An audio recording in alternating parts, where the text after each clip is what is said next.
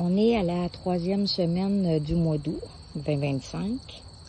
Je vous montre ici la remontée du rosier. Une superbe remontée, franchement, elle est pratiquement aussi grosse que sa floraison qu'il y a eu cette année. Ça a été un superbe cultivar. C'est Osso, c'est-tu Osso Easy? Non, pas Osso Easy, c'est double red. C'est Osso double red. C'est vraiment, vraiment un beau cultivar avec ici, là, on fait rien, on met aucun produit sur le feuillage, sur les rosiers, on les couvre pas non plus l'hiver. Voyez comment il est beau, là, très très beau. Puis ici, à côté, on a Champlain. Champlain qui est beaucoup moins beau, beaucoup plus mangé, mais bon, pas si mal quand même non plus, là. Et là, c'est ces boutons qui s'en viennent aussi. Il est très beau aussi. Mais disons que lui, il est dur à battre. En tout cas, chez moi, à date, il est vraiment dur à battre. L'autre remontée florale ici pour le Easy Elegance All the Rage. C'est un beau corail à fleurs semi-double, je dirais. Il est une très, très belle floraison aussi qu'il y a eu cette année. Et il va avoir une belle remontée. Même chose ici pour le petit coral Drift, qui fait une belle... Ça, c'est un tout petit, lui. Il est très mignon. Des rosiers, on s'en vient aux échinacées. Ça, ce sont... celles-là ont été plantées cette année, au printemps. Les deux d'en avant, ici, c'est des Sunseekers White Beauty. Et celle derrière, c'est la Sunseeker White Perfection. Celle-là, c'est vraiment la plus belle. C'est vraiment, vraiment la plus belle. Je l'ai ailleurs, qui commence à avoir des fleurs en sol un peu plus humide et plus à la mi-ombre. Très belle aussi. Ça va être sa 3e année, je crois. Elle ici, comme je vous dis, là, ceux-là, je les ai installés cette année. Un beau gros phlox, le Red Riding Hood. Il y a une belle hauteur, puis... il n'aurait pas pu être mieux placé que devant le panicum Blue Fontaine, qui est là. Ils ressortent bien les deux ensemble. Je les aime beaucoup ensemble. Pas loin de lui, il y a ici le gros trapu, mais petit, plus court. Le White Flame. Il est très, très florifère, beaucoup plus court, trapu, robuste aussi. Ici, on a aussi encore le panicum Blue Fontaine. Mais celui-ci est plus récent. Donc, c'est pour ça qu'il est un peu plus court que l'autre. Autre remontée de rosier, le Campfire. Superbe floraison. Honnêtement, là, il est vraiment, vraiment, vraiment joli. Et puis, regardez son feuillage, ça a bien de l'allure. Un beau sédum, Hylotelethium en réalité. Les grands sédums portent ce nom-là maintenant. C'est un Autumn Charm, un magnifique. C'est un très, très beau. C'est le fun parce que à cette teinte-là, là, ça fait un bel impact dans une plate-bande. Ici, bon, c'est sûr qu'il est un peu tout seul, là, mais ça devant une plate-bande, là, ça a un bel impact. Aster Incisus Blue Star, aussi vendu sous le nom de Calimeris Blue Star. C'est une formidable. Ça fleurit énormément longtemps. Ça se tient bien. C'est vraiment une plante à vous procurer. Honnêtement, bon, c'est sûr que elle est très jolie, là. C'est sûr que c'est pas un gros impact flash comme peut avoir un phlox, là. Mais c'est vraiment une belle plante que si un jour vous perdez ça, c'est sûr que vous voulez la racheter. Un autre sédum, Hylotelethium, absolument magnifique. Regardez le beau jaune mauve pourpre qu'il y a avec ça. Il est absolument génial. C'est Congo Line. Et, my God, dire que j'ai failli le perdre, je l'ai récupéré à temps. Il est de toute beauté. Regardez-moi ces belles fleurs là et ces belles abeilles. La belle abeille qui me butine. De toute beauté. Ça, c'est un lys rose lily. Il s'appelle Natalia. Il s'est retrouvé par erreur, probablement, là, dans le même pot d'un autre lys rose lily que j'avais acheté.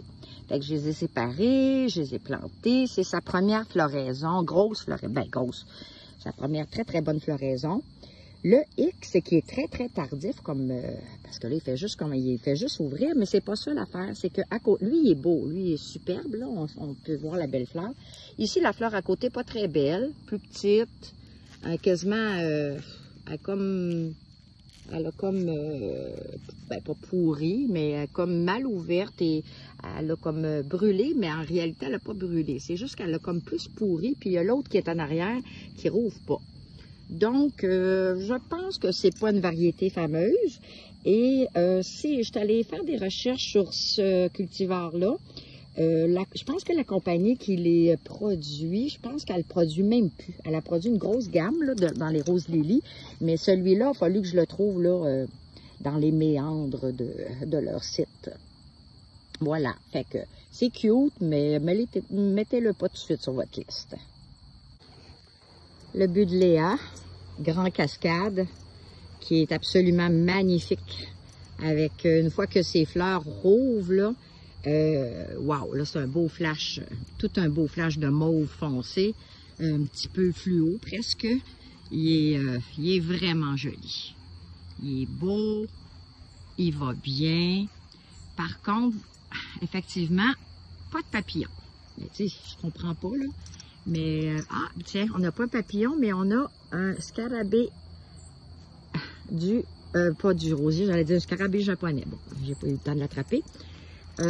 Voilà, je sais pas, mais il y a très peu de papillons à date cette année. J'ai hâte de voir si on va en avoir un peu plus tard, peut-être, là, mais comme c'est là, cette année, c'est pas fameux. Dans cette belle plate-bande, ça, c'est vraiment une que j'aime particulièrement. Elle n'est pas très vieille non plus, faut dire. Fait que, puis en même temps, c'est presque toutes les mêmes variétés que là-dedans, donc c'est facile à contrôler ou à gérer. C'est des monardes, des sédums et des hydrangées. Ou ce que je voulais vous montrer, par contre, il y a une affaire de plus. Je vais vous montrer ça ici, qui est très joli en ce temps-ci. C'est l'Hypericum. Voilà, Hypericum inodorum White Beauty, je crois. Non, c'est pas White Beauty, c'est White Magic. Ou Magic White, bon, peu importe. Et White à cause que ses fruits sont colorés blancs. Ben, sont blancs. Pas colorés, sont blancs.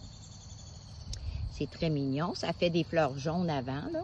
Mais là, comme c'est là, c'est très mignon. C'est dommage qu'on voit très peu de ce genre d'arbustes-là sur le marché.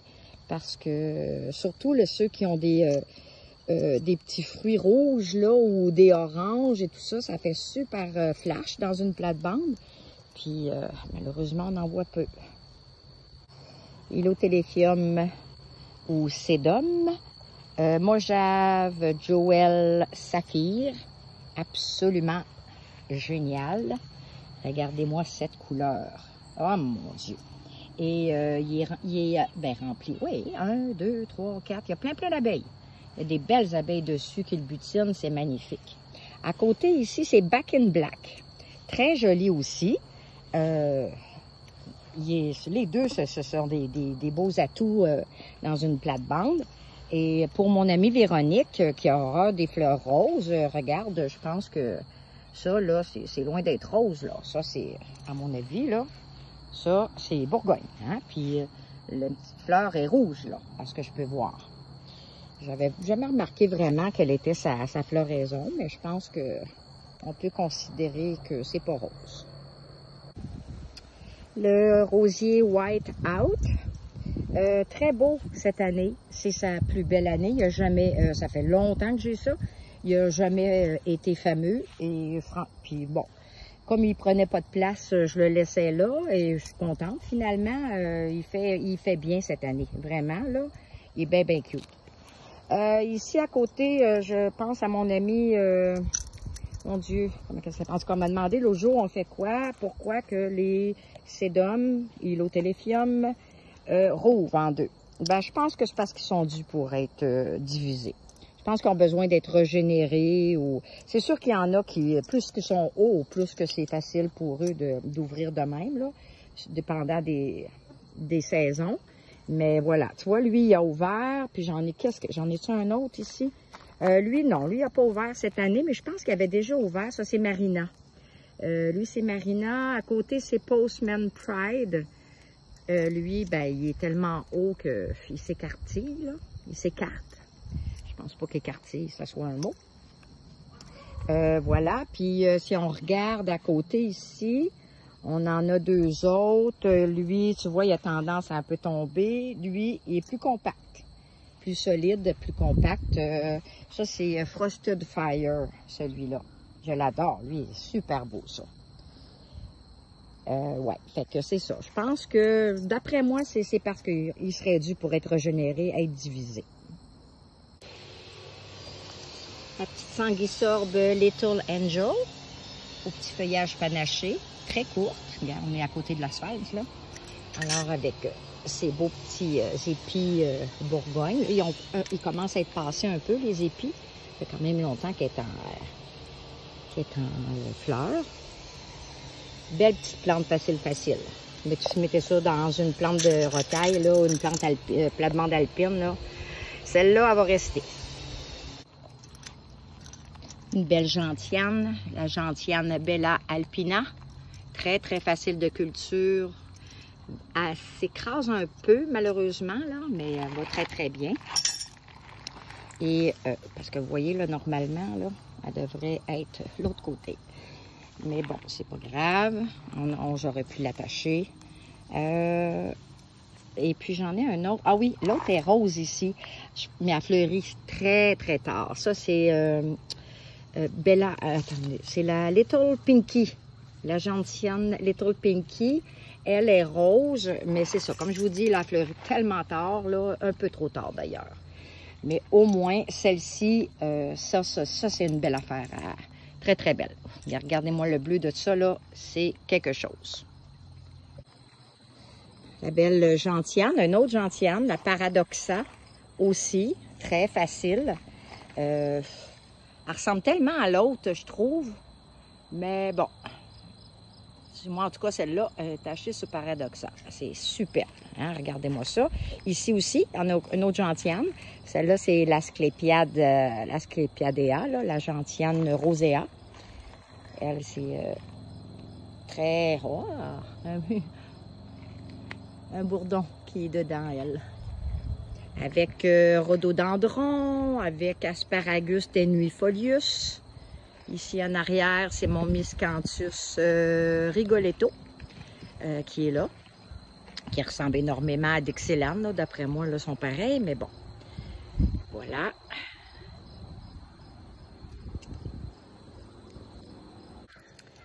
Un autre arbuste, un Viburnum, un Viburnum lantana moica. Alors ça, quand il y a les fruits comme ça, là, c'est trop décoratif. C'est beau, beau, beau. J'adore ça. J'adore ça. Je ne l'aimais pas tellement au début parce que j'aime maintenant le dégager du bas. Quand je dégage tout le bas de l'arbuste, là, il y a une Française que je suis sur Facebook, elle appelle ça tailler en cépage ou quelque chose comme ça. Bref. C'est ça. Quand je taille les branches du bas, ça le dégage. Fait qu'il fait comme un peu un arbuste sur tige, mais ça lui rend toute sa beauté. Honnêtement, là, c'est une bonne affaire à faire. Puis ces fruits, là, les deux couleurs. Quand ils sont en deux couleurs de même, là, c'est trop joli.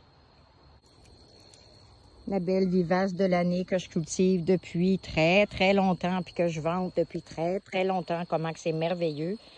Des fois, ça se met à être envahissant, à utiliser beaucoup de place, mais je veux dire, ça s'arrache bien facilement. Puis aussi, il faut faire attention parce que je l'ai presque déjà perdu. Pas perdu au complet, mais à un moment donné, il en restait comme presque plus. Donc, je pense qu'avant de dire « Ah, c'est épouvantable, j'en l'enlève », là, pensez-y bien là, à vous garder un bon morceau. C'est très aimé, ça aussi, des butineurs. C'est une indigène. Ça se regarde comment elle va bien avec le flox. Ici, c'est le flox, mon Dieu, Fancy Feeling.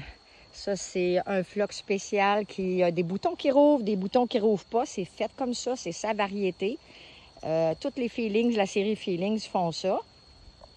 D'autres plus que, il y en a plus que d'autres. Alors voilà, le feuillage du bas est plus vert pour le Pycnanthemum muticum que je vous montre ici, là. Puis voilà, c'est de la famille de la menthe. Alors là, vous pouvez comprendre pourquoi ça peut être envahissant, mais ça n'a rien à voir, là. C'est absolument pas envahissant comme la menthe. Il ne faut pas avoir peur de ça. Il faut juste la planter au bon endroit et juste la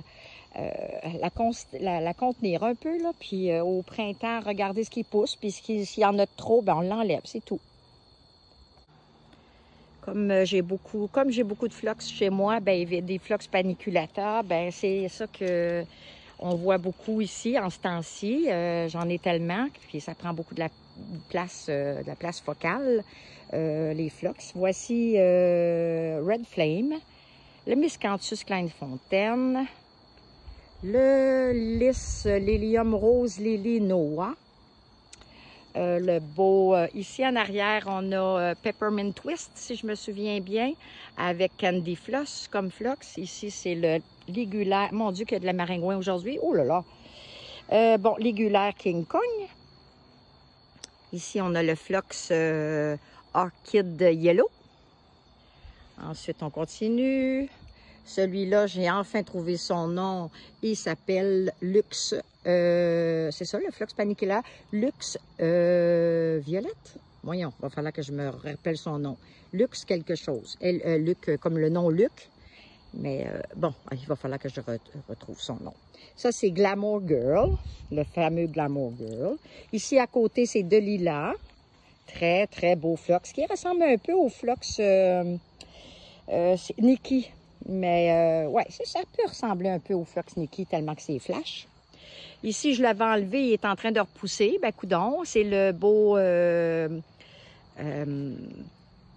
Pepper, Miss Pepper, qui est j'ai déplacé aussi ailleurs.